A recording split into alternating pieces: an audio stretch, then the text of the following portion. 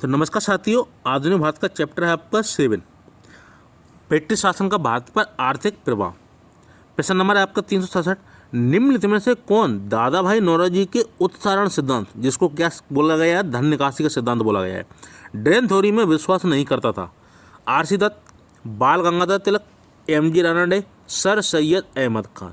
यानी कि जो दादा भाई नौरोजी ने सिद्धांत दिया था धन निकासी का सिद्धांत, इसको उत्सारण सिद्धांत भी बोला गया है, इंग्लिश में बोलते हैं ड्रेन थ्योरी, में विश्वास नहीं करता था। वह कौन सा शख्स है? तो वह था आपका सर सैयद अहमद खान। तो 367 का ऑप्शन कौन सा है आपका? डी। अगला प्रश्न है 368। निम्नलिखित कथनों पर विचार कीजिए। दादा भाई नौरोजी की भारतीय राष्ट्रीय आंदोलन को सर्वाधिक प्रभावी देन थी कि नंबर 1, उन्होंने इस बात को अभिव्यक्त किया कि ब्रिटेन भारत का आर्थिक शोषण कर रहा है। सेकंड, उन्होंने प्राचीन भारतीय ग्रंथों की व्याख्या की और भारतीयों में आत्मविश्वास जगाया। तीसरा, उन्होंने सभी सामाजिक बुराइयों के निराकरण की आवश्यकता पर सर्वोपरि जोर दिया। तो उपरोक्त में से कौन से कथन सही है? केवल 2 और 3, केवल 1, केवल 1 और 3, डी 1, 2 और 3। तो 368 प्रश्न क्या कह रहा है कि निम्नलिखित कथनों पर विचार कीजिए।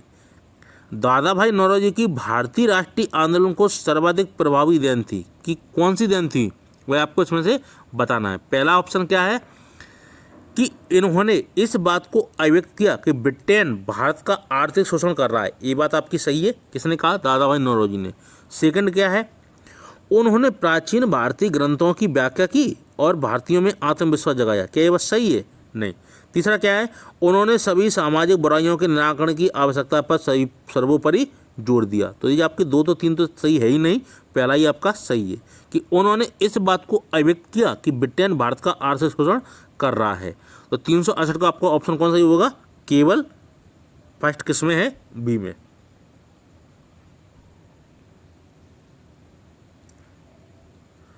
अगला प्रश्न है 369। निम्न में से किसने भारत के अंग्रेजी उपनिवेशी नियंत्रण की आलोचना में अन ब्रिटिश पदावली का उपयोग किया था? बरुद्दीन तैयब जी, आनंद मोहन बोस, दादा भाई नौरोजी, फिरोज शाह मेहता। तो 369 प्रश्न आपका क्या है कि निम्नलिखित में से किसने भारत के अंग्रेजी उपनिवेशी नियंत्रण की आलोचना में अन ब्रिटिश पदावली का उपयोग किया था? वह कौन थे आपके? दादा भाई नौरोजी। Option number C.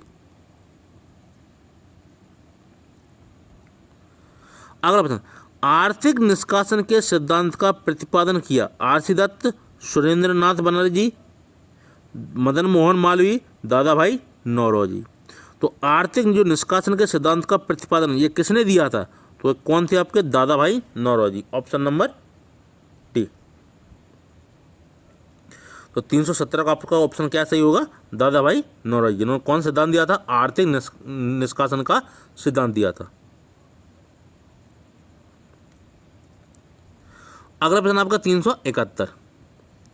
निम्नलिखित में से कौन सा एक कथन ब्रिटिश आर्थिक नीतियों का प्रभाव नहीं था? कृषि की दुर्दशा, कुटीर उद्योग का पतन, भारतीय सैनिकों का विद्रोह, रेल का विस्तार। प्रश्न क्या कह रहा है? निम्नलिखित में से कौन सा एक कथन ब्रिटिश आर्थिक नीतियों का प्रभाव नहीं था? यानी कि जो ब्रिटिश आर्थिक नीतियां थी उस पर प्रभाव नहीं पड़ा। किसका? कृषि की दुर्दशा हुई, कुटीर उद्योगों का पतन हुआ, रेल का विस्तार भी हुआ, लेकिन सैनिक विद्रोह का संबंध इससे नहीं है। किससे? ब्रिटिश आर्थिक नीतियों का प्रभाव से। यानी कि जिसमें आर्थिक नीति से कोई संबंध नहीं, किसमें? भारतीय सैनिक का विद्रोह में। बाकी तीनों की दशा खराब हुई थी, कृषि की दुर्दशा हुई थी, कुटीर उद्योगों का पतन हुआ था, और इन्होंने क्या किया था? भारत में रेल का विस्तार किया था, जिससे कि यहाँ की जो फसल है जो भी है ब्रिटेन में भेजी जाए। तो 371 का आपको कौन सा ऑप्शन सही नहीं है इसमें? सी।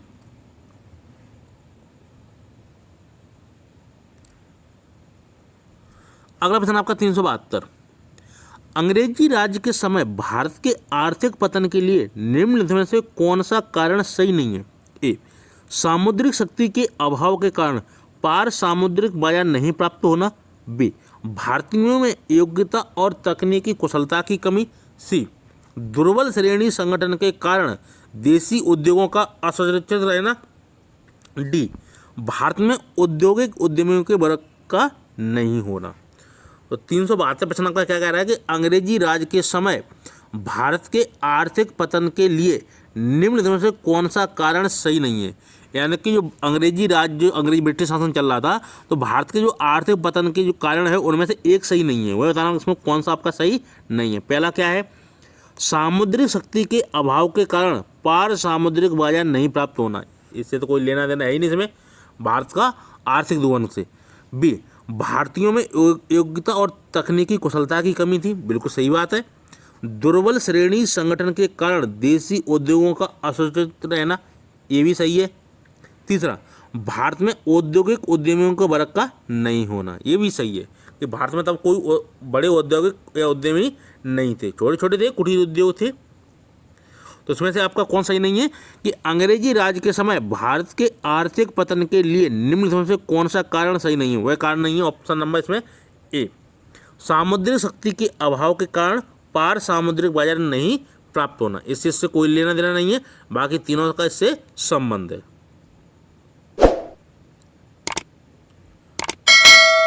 अगला प्रश्न आपका 373, निम्नलिखित कथनों पर विचार कीजिए तथा उसके नीचे दिए गए कूट से सही उत्तर का चयन कीजिए। पहला कथन, ब्रिटिश काल में सामान्यतः भारत का व्यापार संतुलन अनुकूल था। क्या सही बात है? धन की निकासी का स्वरूप अप्रतिफलित निर्यात था। तो ब्रिटिश काल में सामान्यतः भारत का व्यापार संतुलन अनुकूलन था। अनुकूल जब बोले जाते हैं कि जितने ही वस्तु किसी दूसरे देश को भेजी जाए उतनी ही उसी देश से आए, यानी निर्यात और आयात बराबर हो, उसको तो बोलते हैं व्यापार संतुलन। लेकिन एक देश को ज़्यादा भेजा जा रहा है, उस देश से कुछ भी नहीं अपन खरीद रहे, यानी कि एक देश तो माला माल हो रहा है दूसरे देश से और दूसरा देश उससे भिखारी बनता जा रहा है। तो ये व्यापार संतुलन अनुकूल नहीं है, ये कैसा हो गया? प्रतिकूल हो गया। तो पहला तो आपका हो गया गलत। सेकंड, धन की निकासी का स्वरूप अप्रतिफलित निर्यात था, ये सही बात है। तो इसमें से आपका कौन सही होगा? वह सही होगा, एक इसमें गलत है, तो डी में गलत है। इसमें ऑप्शन कौन सही होगा? डी। तो 373 का आपको समझ में आ गया होगा इसमें से क्या सही है? डी सही है, यानी कि ए गलत है और आर सही है। तो एक क्या था? ब्रिटिश काल में सामान्यतः भारत का व्यापार संतुलन अनुकूल था, यानी अनुकूल नहीं था, प्रतिकूल था, तो ये गलत है। कारण धन की निकासी का स्वरूप अप्रतिफलित निर्यात था, सही बात है। तो धन की निकासी हो रहा था, उसका स्वरूप कैसा था? सब ब्रिटेन को ही लाभ मिल रहा था, भारत को इससे कोई कुछ भी धन प्राप्त नहीं हो रहा था। तो इसमें आपका कौन सही होगा? डी।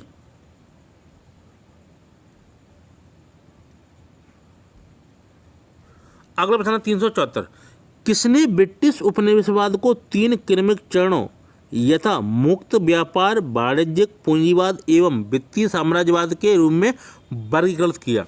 दादा भाई नौरोजी, कार्ल मार्क्स, आर.सी. दत्त, एम.जी. रानाडे। तो 374 प्रश्न आपका क्या कह रहा है कि किसने ब्रिटिश उपनिवेशवाद को 3 क्रमिक चरणों यथा मुक्त व्यापार, वाणिज्यिक पूंजीवाद एवं वित्तीय साम्राज्यवाद के रूप में वर्गीकृत किया? वह कौन थे? तो वह थे आपके आर.सी. दत्त, यानी Ramesh Chandra Dutt, option number C. तो ये किसने कहा कि यथा मुक्त व्यापार, वाणिज्यिक पूंजीवाद एवं वित्तीय साम्राज्यवाद के रूप में वर्गीकृत किया? किसको? ब्रिटिश उपनिवेशवाद को 3 क्रमिक चरणों में यथा मुक्त व्यापार, वाणिज्यिक पूंजीवाद एवं वित्तीय साम्राज्यवाद के रूप में वर्गीकृत किया? किसने? रमेश चंद्र दत्त ने।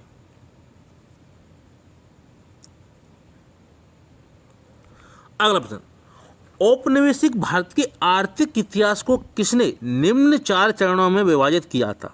व्यापारिक पूंजीवाद, मुक्त व्यापार पूंजीवाद, औद्योगिक पूंजीवाद, वित्तीय पूंजीवाद। तो कूट है आपके आर.सी. दत्त, दादा भाई नौरोजी, महादेव गोविंद रानाडे, कार्ल मार्क्स। 375 प्रश्न क्या है कि औपनिवेशिक भारत के आर्थिक इतिहास को किसने निम्न 4 चरणों में विभाजित किया है? किसको? औपनिवेशिक भारत के आर्थिक इतिहास को किसने किया है? किस किस में किया था? व्यापारिक पूंजीवाद में, मुक्त व्यापार पूंजीवाद में, औद्योगिक पूंजीवाद में, वित्तीय पूंजीवाद में। तो ये कौन थे आपके? कार्ल मार्क्स थे। कहाँ के थे? जर्मनी के। ठीक है, तो ये सभी जानते होंगे, विश्व इतिहास से संबंधित रहे हैं कार्ल मार्क्स। ठीक है, तो औपनिवेशिक भारत के आर्थिक इतिहास को किसने निम्न 4 चरणों में विभाजित किया है? कार्ल मार्क्स ने।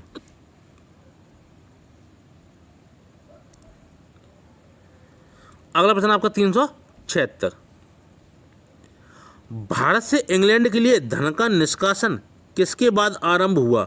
दीवानी प्रदान करने के बाद, स्थायी भूमि बंदोबस्त के बाद, मीर कासिम को हटाने के बाद, मैसूर विजय के बाद। यानी कि जो भारत से इंग्लैंड के लिए धन भेजा गया वह किसके बाद हुआ था? तो वह हुआ था दीवानी प्रदान करने के बाद, ऑप्शन नंबर ए।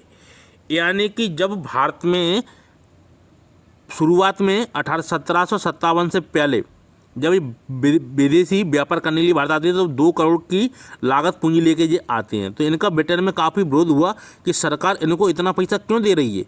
ठीक है, इससे तो हर ब्रिटेन वाले वासी लाभदायक तो होगा नहीं, सिर्फ कंपनी लाभदायक होगी। 2 करोड़ जो डॉलर थे, वो पाउंड थे, वो तब लेके आए थे कौन? अंग्रेज, भारत में व्यापार करने के लिए। तो फिर इन्होंने क्या नीति बनाई कि भारत में जब दीवानी प्राप्त कर ली गई, ठीक है, प्लासी युद्ध के बाद, फिर इन्होंने क्या किया कि इसी दीवानी यहाँ से जो राजस्व वसूल मिलता था, इसी पैसे से ये माल खरीद कर और इंग्लैंड भेजने लगे। यानी कि इंग्लैंड का पैसा तो हो गया बंद, अब ये भारत से पैसा लेते थे और भारत से ही माल खरीद कर इंग्लैंड को भेज देते थे। तो ये किससे प्राप्त हुआ था? दीवानी प्रदान करने के बाद। तो भारत से इंग्लैंड के लिए धन का निष्कासन किसके बाद हुआ था? दीवानी प्रदान करने के बाद। यानी कि जो शुरुआत में जो 2 करोड़ पाउंड लेके आए थे, उससे तो ये कई गुना ये ब्रिटेन ले जा चुके।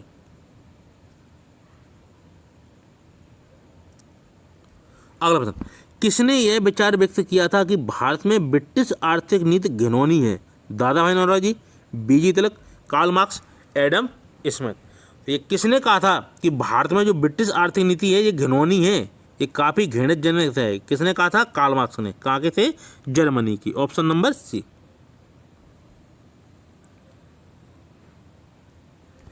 अगला प्रश्न, निम्न से कौन भारत में उपनिवेशवाद के आर्थिक आलोचक थे? दादा भाई नौरोजी, जी सुब्रमण्यम अय्यर, आरसी दत्त। नीचे दिए गए कूट का प्रयोग कर सही उत्तर चुनिए। केवल 1 और 2, केवल 1, 2 और 3, 1, 2 और 3। तो 378% आपका क्या सही होगा इसमें? वैसे ही होगा तीनों। यानी कि जो दादा भाई नौरोजी भी, सी जी सुब्रमण्यम अय्यर और आरसी दत्त। यानी निम्न से कौन भारत में उपनिवेशवाद के आर्थिक आलोचक थे? तो ये तीनों ही थे। कौन कौन? दादा भाई नौरोजी, जी सुब्रमण्यम अय्यर और आरसी दत्त। इन्होंने तीनों ही धन निकासी सिद्धांत का विरोध किया है।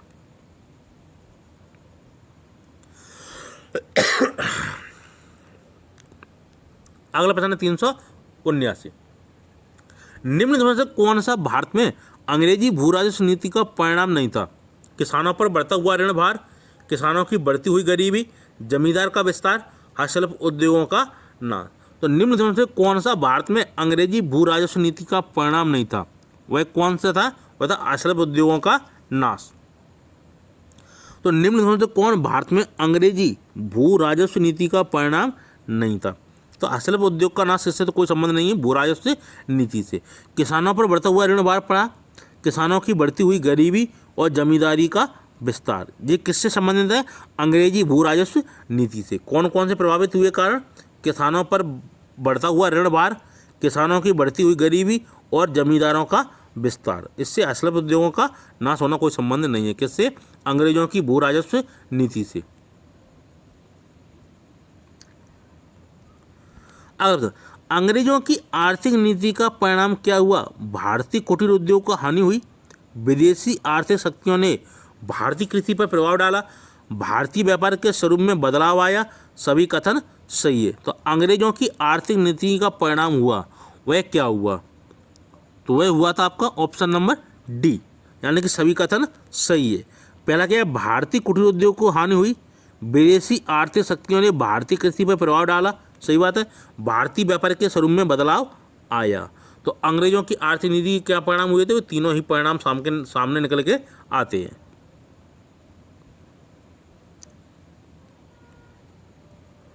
अगला प्रश्न 381, ब्रिटिश शासन के दौरान भारत में उद्योगों का कोई स्वतंत्र विकास नहीं हुआ। इसका कारण था विदेशी पूंजी की कमी, भारी उद्योगों का अभाव, प्राकृतिक संसाधनों की कमी, धनिक वर्ग द्वारा भू संपत्तियों में निवेश करने की तरजीह दिया जाना। यानी कि ब्रिटिश शासन के दौरान भारत में उद्योगों का कोई स्वतंत्र विकास नहीं हुआ। इसका क्या कारण रहा है? तो वह कारण रहा है आपका ऑप्शन नंबर बी, भारी उद्योगों का अभाव था। कहाँ? भारत में। ठीक है, तो ब्रिटिश शासन के दौरान भारत में उद्योगों का कोई स्वतंत्र विकास नहीं हुआ था, इसलिए कि भारी उद्योगों का अभाव।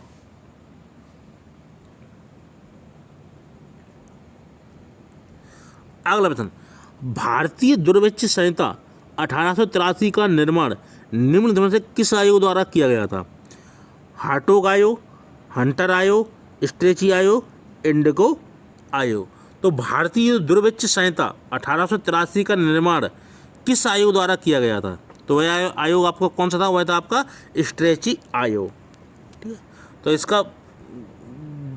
इस आयोग का यही कार्य था, कोई भारतीय जो जातियां हैं इनके ऊपर दुर्भिक्ष संहिता, मतलब काफ़ी इनका शोषण वगैरह हो रहा था, उनकी जांच परख करना किसके द्वारा? स्ट्रेची आयोग के द्वारा। तो भारतीय दुर्भिक्ष संहिता 1883 का निर्माण किसके द्वारा हुआ था? स्ट्रेची आयोग के द्वारा। बेटले कमीशन का संबंध था शिक्षा से, श्रम से, सार्वजनिक स्वास्थ्य से, सिविल सेवा के पुनर्गठन। यानी कि जो बेटले कमीशन था उसका संबंध किससे है? तो उसका संबंध है आपका श्रम से, ऑप्शन नंबर बी। तो बेटले कमीशन का संबंध किससे रहा है? श्रम से। अगला प्रश्न है 384। भारत में उपनिवेशी काल में बेटले आयोग का उद्देश्य था श्रमिकों की मौजूदा परिस्थितियों पर सिफारिशें प्रस्तुत करना, बी, और आगे राजनीतिक सुधारों के लिए भारत की क्षमता का पुनरीक्षण, सी, भारत में वित्तीय सुधारों के लिए योजना को तैयार करना, डी, भारत में प्रशासनिक सेवाओं के लिए विस्तृत पद्धति विकसित करना। तो 384 प्रश्न क्या कह रहा है कि भारत में उपनिवेशी काल में जो बेटले आयोग का उद्देश्य क्या था? तो उद्देश्य आपको बताना, उद्देश्य क्या था? तो वह उद्देश्य था आपका ऑप्शन नंबर ए, श्रमिकों की मौजूदा परिस्थितियों पर सिफारिशें प्रस्तुत करना। किसका उद्देश्य था? बेटले आयोग का।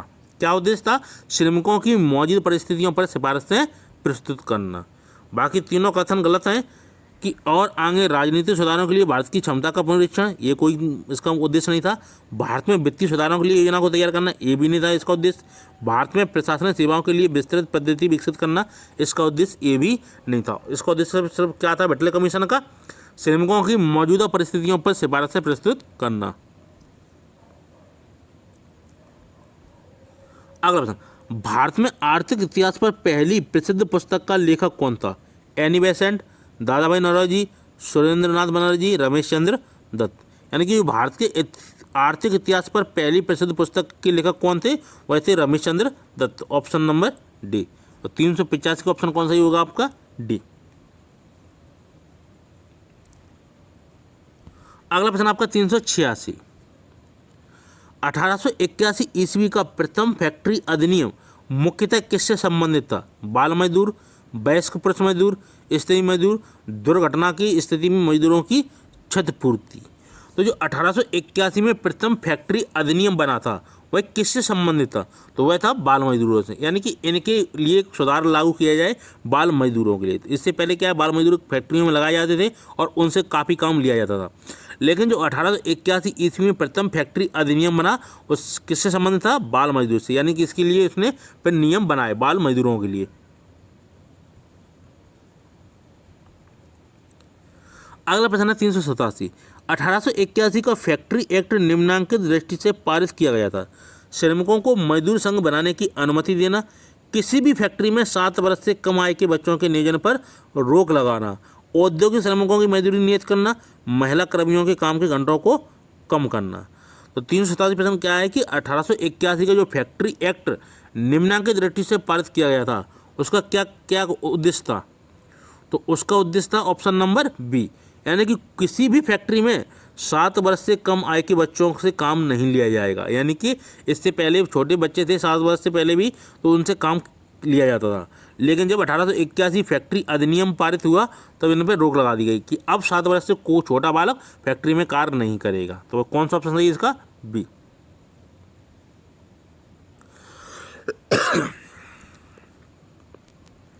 अगला प्रश्न 388। प्रथम कपड़ा मिल बम्बई में किस वर्ष खोली गई? 1854, 1853, 1866, 1879। तो वर्तमान में ये है आपकी कपड़ा मिल। तो प्रथम कपड़ा मिल बम्बई में किस वर्ष खोली गई थी? तो वह खोली गई थी आपके 1854 ईस्वी में, ऑप्शन नंबर ए। तो प्रथम कपड़ा मिल जो भारत में ब्रिटिश शासन द्वारा लगाई गई थी वह कब खोली गई थी? 1854 में।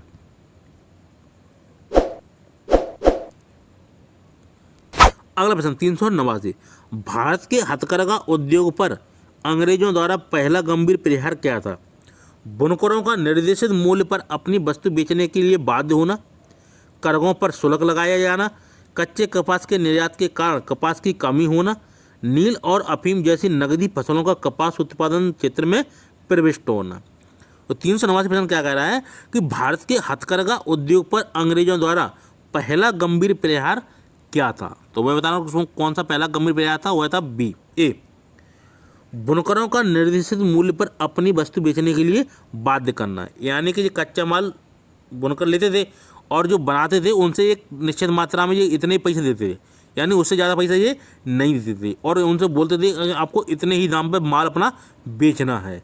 तो भारत के हथकरघा उद्योग पर अंग्रेजों द्वारा पहला गंभीर प्रहार किया था, यानी कि इनने नियम बना दिया था कि आप इतने की चीज़ बेचोगे। इनने कम दाम निश्चित कर दिए थे और बुनकरों को उससे उसी लागत पे बेचना पड़ता था, यानी कि इन्हें कच्चा माल तो मिलता था महंगा, ठीक है, और उनसे बोलते थे कि आप इस कम दाम पर ही बेचें। तो इससे बुनकरों को काफ़ी हानि हुई। तो 389 का ऑप्शन कौन सही होगा, ए।